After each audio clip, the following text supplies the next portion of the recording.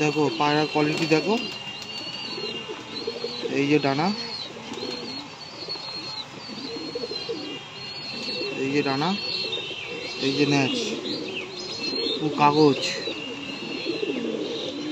এই দেখো পায়ে রিং করানো রয়েছে।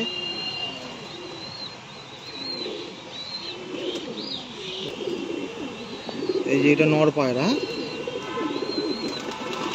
এই দেখো এটা মাদি, এরও ডানা, এই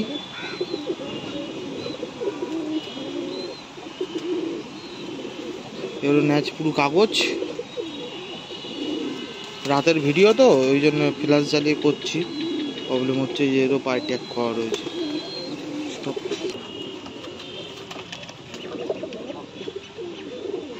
দুটো পায়রার কোয়ালিটি দেখুন, কোয়ালিটি বন্ধ করো।